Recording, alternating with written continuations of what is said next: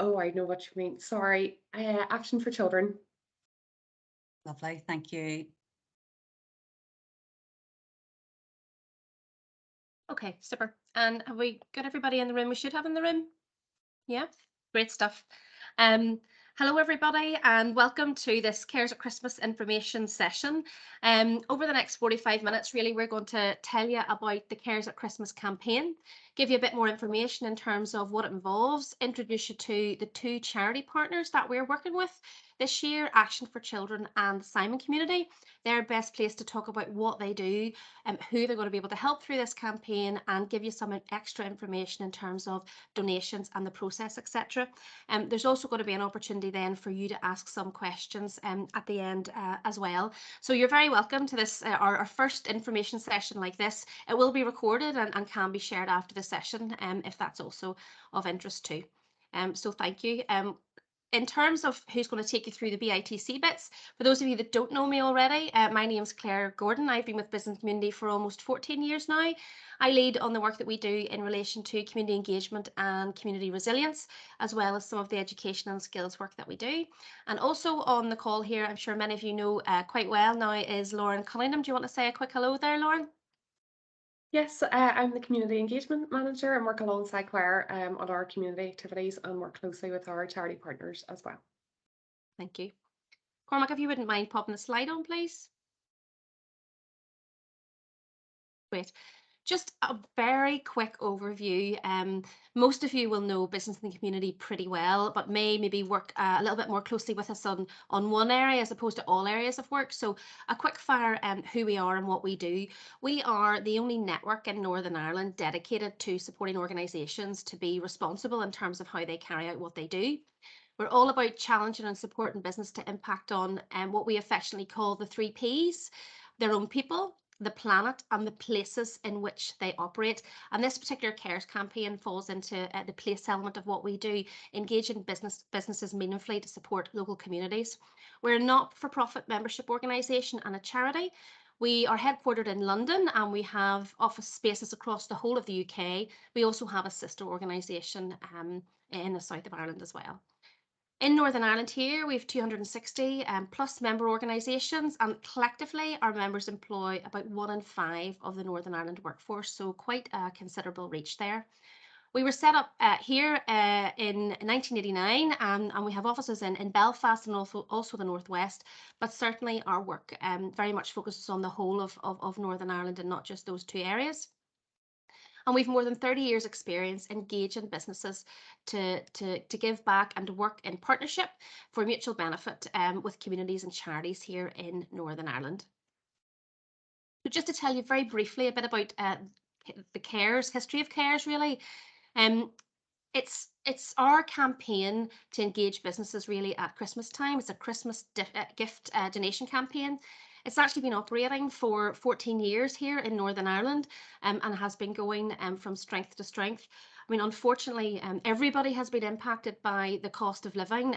So its importance, particularly this year, for some of the most vulnerable individuals and families within Northern Ireland cannot be understated. So really glad we're able to run this campaign in partnership with others this year, and your help and interest is very much appreciated.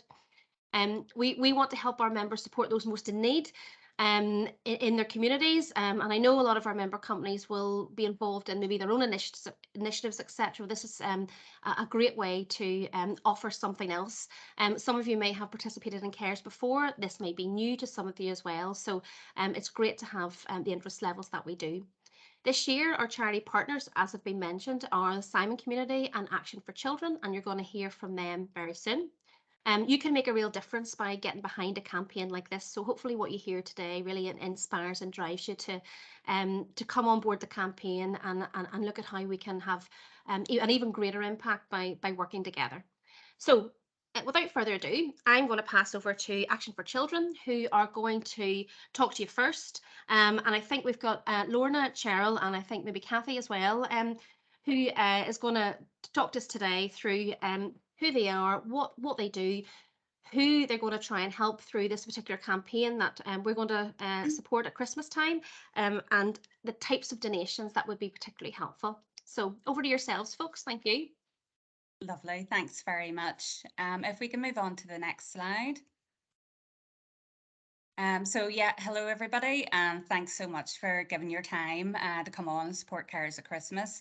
I'd like to introduce us. So as we're saying, I'm Cheryl, Fundraising Manager, Lorna, our Northern Ireland Director, and Cathy is from our Young Carers Service.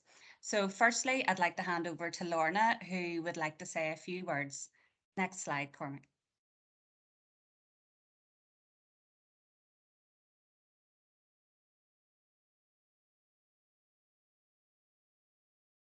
Oh, it's Lorna's slide off. Lorna, sorry, I think that you're on mute at the moment. There we go. Sorry about that. Okay, thanks, Sorry. Cheryl. If you just go back a slide, sorry, it's the one before, Cormac. Yeah, that's it. Knew there'd be technical difficulties here. Always is. That's great. Thanks, Cheryl. So I'm just going to be really brief. And yes, I'm Lorna Ballard. I'm the National Director at Action for Children. And we're just really, really pleased to be here and just so appreciative of the work that you're doing to support us during this really, really difficult time for the families that we're working with. So I'm going to let Cheryl and Cathy tell you just a bit more about the kind of work that we do and how your donations and your support really, really help and support the families that we work with. So I'll pass on back over then to Cheryl. Thanks, Lorna. Next slide, please. Okay, so I just want to say it's been an absolute pleasure to work on Carers at Christmas each year. It's amazing to know that a child is waking up on Christmas morning, seeing that Santa did come to them, because this is something that many children are worried about. So you really do make children's wishes come true. Next slide, please. As you can see, our services cover all of Northern Ireland and include Sure Start nurseries, early intervention, family hubs, mental health services, youth homelessness services, fostering and young carers, as well as young adult carers. Quite a few things there. So basically we step in when we're most needed and we provide emotional and practical support. And with the cost of living crisis, as Lorna was saying, we are seeing just how stretched families are, and it is having a devastating effect. Next slide, please. And I just now want to hand over to Cathy, who's going to tell you a bit more about young carers and just how impactful your Christmas gifts are to that service, but also all the other services that they actually go out to. Do you, Cathy? Take yourself off mute. Sorry about that. So yes, so hi, I'm Cathy, and as Cheryl said, I am a family support worker for our Young Carers Service, and we support young people between the ages of 8 and 18 that would have a substantial caring role in the family home, and that can be supporting mums, dads, siblings who have a range of learning disability, physical disability, long-term illness, so mental health, drug or alcohol issues. So we step in and we would support those young people by offering a tailored support, one-to-one support if required, outings, activities on a monthly basis, and we would run group work as well, relevant to what their caring role is. But yes, so the Carers at Christmas, as Cheryl said, over the years, we have really benefited from this. And I think this year especially will be really important because we do offer support to our young people via this. I will give you an example of one of the young people I support. Their mum, she has been diagnosed with terminal brain cancer. Two young children, 9 and 5, and last year she is a single parent, and last year I was able to go out, be able to get some toys, vouchers for the family, even to the point where I was able to take 2 winter coats to those 2 young people, and that really helped the family.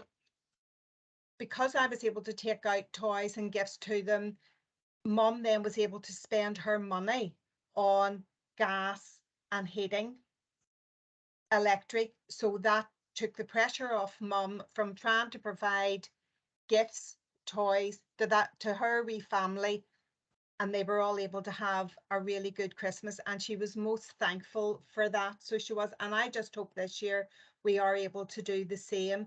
That's only one of the families we have supported through the Carers at Christmas.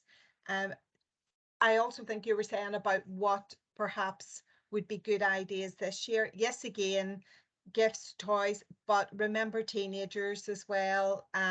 You know, some maybe Amazon vouchers, things like that. And again, Tesco vouchers, Iceland vouchers, things like that. That takes the pressure off our families, our parents, that they can then, you know, if we provide the toys or they have the vouchers to be able to go and buy a food shop, that really helps us so much. And again, I just want to say thank you so much from our project. And I know other projects within Action for Children have really been supported by yourselves as well. So thank you. Thanks, Cathy. Yeah, just to reiterate, I would be going in and receiving the presents and the gifts that are received, and you really, you know, you get a feel for the services, how relieved they are that they're actually able to, you know, say to families and, you know, give them take that pressure off them that, you know, that Christmas you're going to be okay, you know, you're not going to stand out, or the child's not going to stand out, you know, that they didn't have many gifts at Christmas or anything like that. So it covers a whole array of issues that they face. But as Cathy touched on, we do have some categories there. We like to keep it open and, you know, kind of general, because if we say certain types of gifts, sometimes we can end up with so many of those that we can't actually get them all placed. So, you know, people will know when they're getting for their own families and children and so on, you know, to just pick up an extra one, you know, what's in at the moment is what, you know, your kids and families will be asking for. So, you know, it's kind of along those lines that you just, you know, pick it up like you're picking up another one of your child's presents, or you know, godchildren's, or, you know, cousins or whatever it is, you know, that you're shopping for. So that would be really helpful. And there's a wee list there. I'm sure business and community will be sharing the slides with you afterwards, so you'll be able to kind of see what we're looking for. But if you need any more further details, my contacts can be sent on to you. Next slide then, please.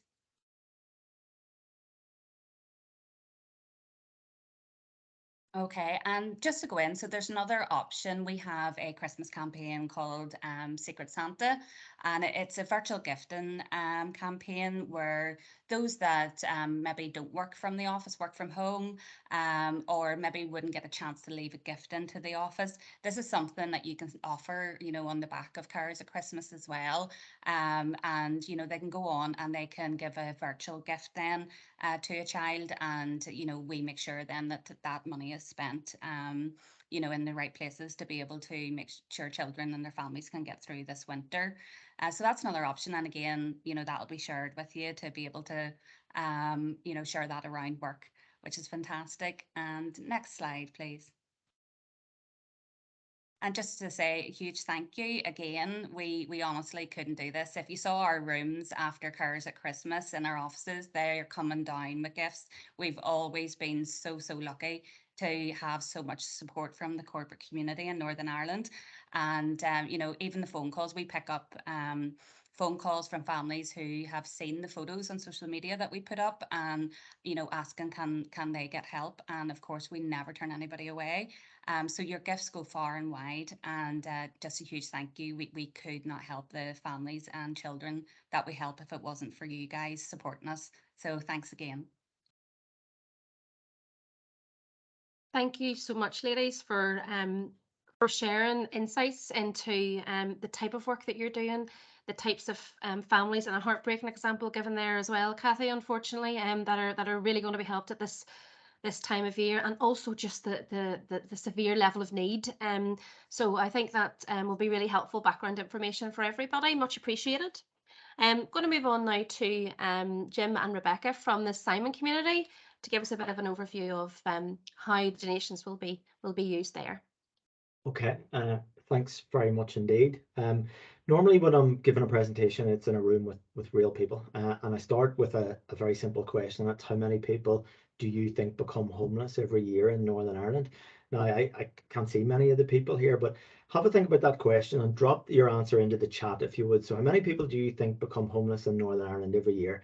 And I'll come back to that as I start the presentation. I'm going to try and keep this relatively short. What I'd like to do today is to cover how big a problem homelessness is in Northern Ireland.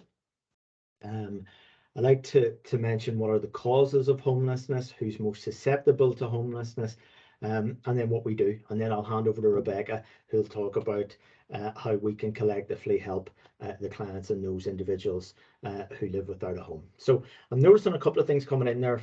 Marie, 500, Daniel, 1,000. I'm going to touch on that now. Thank you. 250.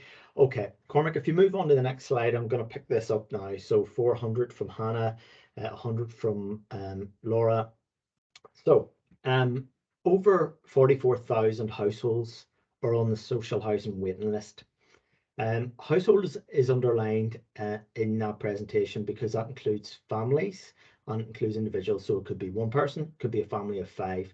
So the answer is there on the social housing waiting list. It's huge.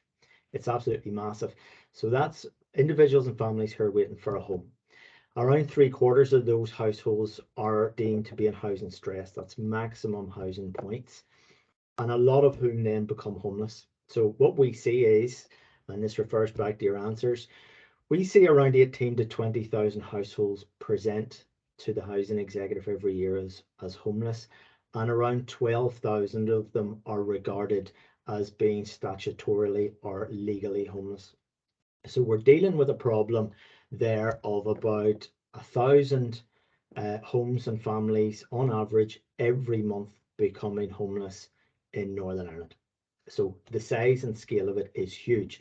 Those individuals are staying with ourselves. We're the largest provider of emergency accommodation. They're staying in B&Bs, they're staying in temporary lets, they're staying in other emergency accommodation. So it's an increasing problem, and it has got worse and worse over the last number of years and will continue to get worse because of the cost of living and other factors. It's estimated by the housing executives themselves that around 22% increase we'll see in the next 3 years. So we have a huge problem here.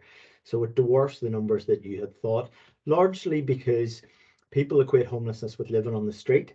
And whilst that's part of it, homelessness actually is very much hidden in Northern Ireland because people are staying in temporary accommodation. They're staying with friends and family. They're sleeping in cars.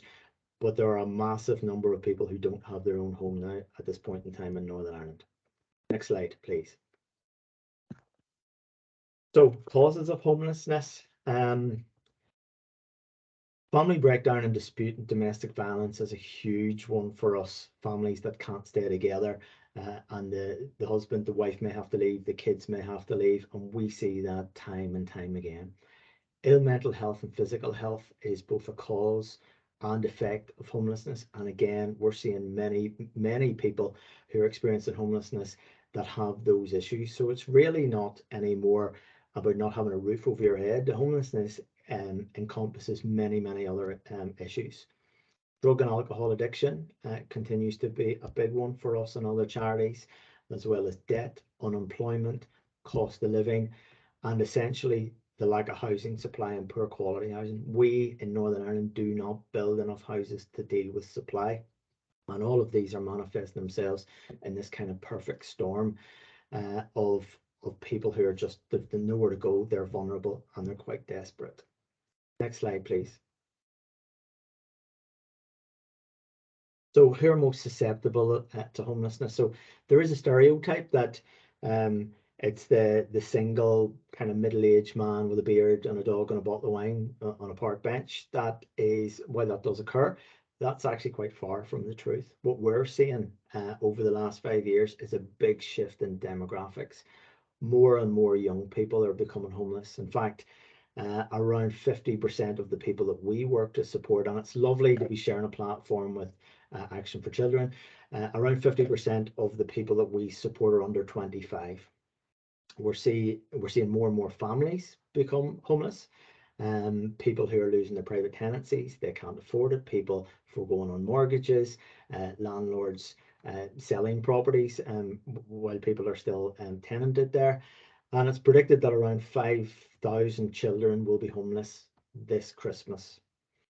People leaving the justice system is a huge one for us. Individuals coming out of prison are straight out into homelessness, many of whom reoffend and are straight back in again. So that's like a horrible revolving door. And interestingly, more and more women.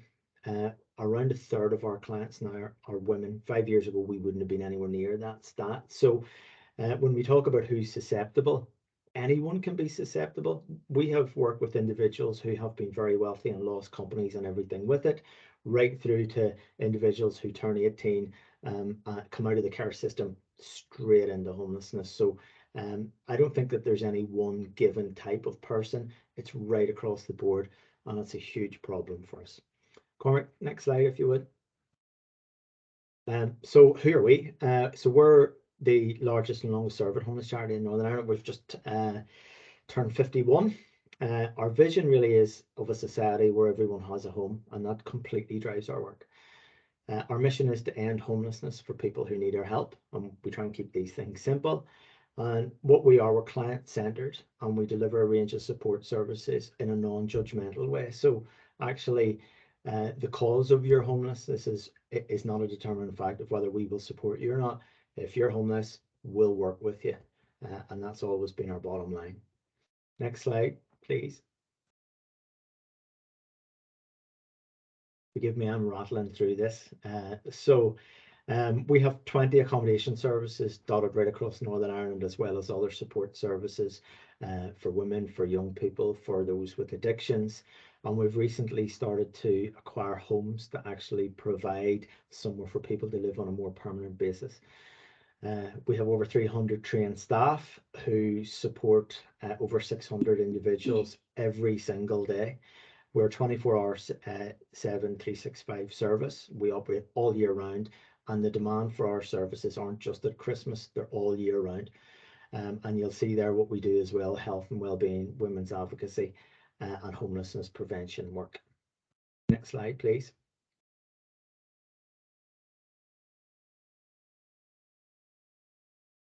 I just thought I would throw in that stat. So for every bed, there's a 15-to-1 demand for our service. Our phone doesn't stop ringing. We take around 30,000 calls every year, and we run at around 96% occupancy. So if we had double the number of beds, we would fill them very, very easily. And that's why, because the demand, help and support from corporates and local businesses is essential for us. It's a lifeline for many of the people that we have. And Rebecca's going to come on to some of the things that perhaps you could gift to help those individuals at Christmas. Next slide, please. And over to Rebecca. Thank you. Thanks, Jim. Appreciate that.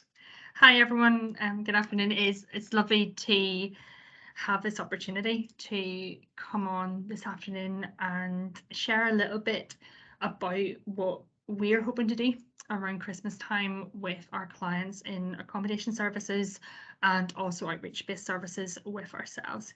First, I just want to acknowledge the support we received in 2020 from the Carers at Christmas campaign. That was massive. And I remember thinking, we're in the middle of the thing that shall not be talked about anymore, but we're in the middle of the COVID pandemic at that stage. And that was quite an undertaking to pull that together that year. And the businesses who stepped up to support us was phenomenal. And I just really want to thank them again. And I want to thank business in the community for your support and helping us make that happen this year. And that's why we're so excited to get working and partnering with you again this year. So our strapline for our Christmas appeal this year and for the hamper appeal is give a little, share a smile, and help us fill hampers this Christmas. Really underpinning our hamper appeal is promoting dignity and demonstrating compassion to all of our clients in our services that Jim has already spoken about.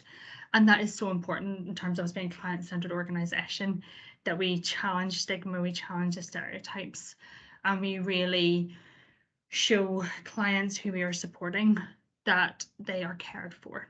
And most importantly, what is often pushed to the margins of society, we are making the invisible visible at this time. as we know, as it's been talked about, cost of living crisis is very much a reality for everyone at the minute. But what we are seeing is that that is being stretched further for individuals and families who we are supporting. And that is why there's this opportunity that we can surprise 640 of our clients on Christmas morning with a hamper filled with special goodies and festive treats.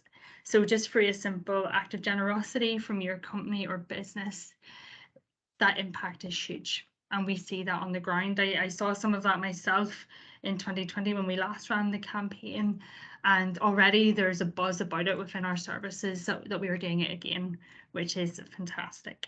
Cormac, if you could go on to the next slide, please. Just show you a little bit. Okay, so this is ideally what we would love to include within our hampers. So we have an individual option and a family option also, as we support 24 families through our services, and also through our accommodation services, and also some families through our outreach services as well. We're trying to strike a balance, I suppose, between those essential items that often we take for granted ourselves, that we can sort of put into our shopping trolleys each week. We're trying to balance between those that are really needed and also some gift items as well, and items that promote well-being, especially at a time of year that can just be that little bit more difficult for individuals and families in our services as well. So you can see the list there. Like I said, this is ideally what we would love to include in each of our hampers, and what can really go a long way in having a very positive impact. Cormac, if you could go to the next slide, please. Okay, so this is just kind of, if you like, the practicalities or the logistics of it. Our donation dates are the 7th of November to the 5th of December, so we are underway, which is really exciting. There's 3 ways that your company or business can contribute your items. This can either be arranged for a drop-off at our hub in North Belfast, and we can provide further details on that. Pick up, so we're more than happy to pick up items from your office or base as well, so we can organise that for you. Or also online, you can donate via our Amazon wish list as well. It was an option that we used in 2020 because everything was being, or quite a lot of life was being done virtually, but we decided that we would keep it as an option this year as well. Like I said, you know, people are still working from home. There's more hybrid working.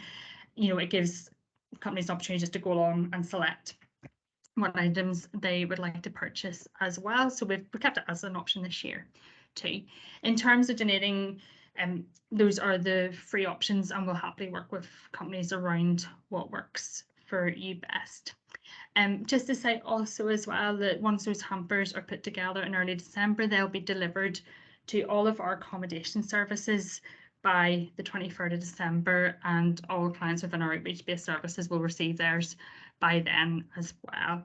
And so I just want to thank you again, and we look forward to working with you over this festive period. Thank you so much, Rebecca and Jim. Gosh, the stats are absolutely harrowing. I think a few people on the chat maybe came close. One person maybe got them, but certainly my estimations would have been lower there. 1,000, you know, homes or families per month, you know, being affected. 33,000 calls a year. My goodness, such incredible work that you're doing. And I guess what came through really strongly from both charities there is just, I think you used the term a lifeline, Jim, to steal your own words, just to say that, you know, the support that comes through from business, whether it's at Christmas or throughout the year, is absolutely imperative to helping organisations like Action for Children and Simon Community to carry out the much needed work that they're actually doing. So thank you. I'm going to hand over to Lauren now, just to run us through quickly how BITC can help and what we'll be doing as part of this campaign. So thanks, Lauren. Thanks, Claire. Yes, so as you've heard, we can provide the information on the charity partners. So obviously you couldn't bring your entire team here today, but we'll be able to provide some information or even the link to the webinar as well. And you can share that out to really engage individuals that are keen to support this year. And we know with working from home, it can be an additional challenge too. So we'll make sure that you can get the information out.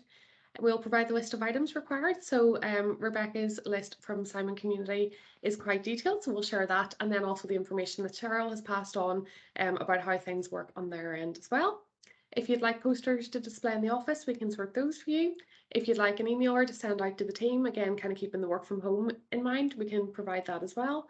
And then, as mentioned, with the drop-off locations and the collections, if possible, we'll be able to advise on those as well, to make sure that the items get to where they need to be in time for Christmas as well. Cormac, could you pop over to the next slide? So from a volunteering point of view, there'll be people on the call that actually are signed up to volunteer this year. But if you've come on the call and thought, oh, we would have loved to volunteer, at this point, we actually don't need any more volunteers, because thankfully we have lots of helping hands that are going to help to sort the gifts and pack the hampers. And Simon Community also engage with youth groups and things as well to kind of just spread that outreach work beyond the corporate community too. So thankfully that's well looked after. But if you happen to miss the email with the volunteering opportunities, do let us know. Do speak to your relationship manager, and we'll make sure that going forward you receive all the volunteering emails as well when they're sent out. One thing that we would accept help with is, as Rebecca mentioned, they are keen that if people have donations that they want to get to Simon Community, we want to help them get there. So if you would be able to help in picking up some donations, maybe from some other businesses that are desk based and maybe can't get to the drop off point, if that's something you think actually a couple of our team could maybe do a couple of pickups and then drop off to Rebecca, do let us know, because that helps as well. Anything that makes sure that all the items get to where they need to be is our aim. Next slide, Cormac.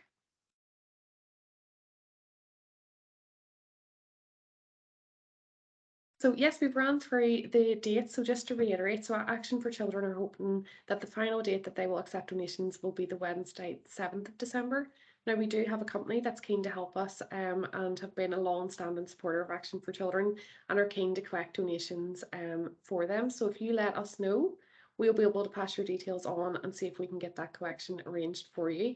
So I've included my contact details and also Cormac, who has been clicking through quietly in the background on the call.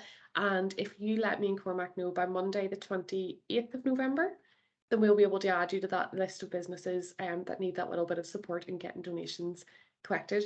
From a Simon Community perspective, we've kind of covered it off, but the window for drop off of donations is a little bit wider, just by the nature of the campaign. So it can be between the 7th of November right up to the 5th of December.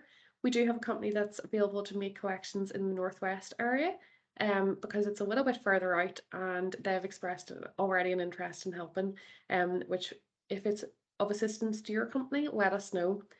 And again, if you're able to help with the other donation collections, again, let us know. And if you have any other ideas and think, actually, would this be useful? We have this, could this help? Just reach out. And if I'm not sure, I'll definitely ask either Cheryl or Rebecca if it's something that would be useful for the families and the individuals that they support. Next slide, Cormac, please. So I'm going to pass back over to Claire just to see if there's any questions. Now, we are aware that your mics are turned off, but please do feel free to use the chat function if there's anything that you'd like covered. Thanks very much, Lauren. Yes, everybody. So if this is your opportunity, if there are any burning questions, anything you're not sure about, anything you would like a little bit more information on, please do post them in the chat there, and we can pick those up.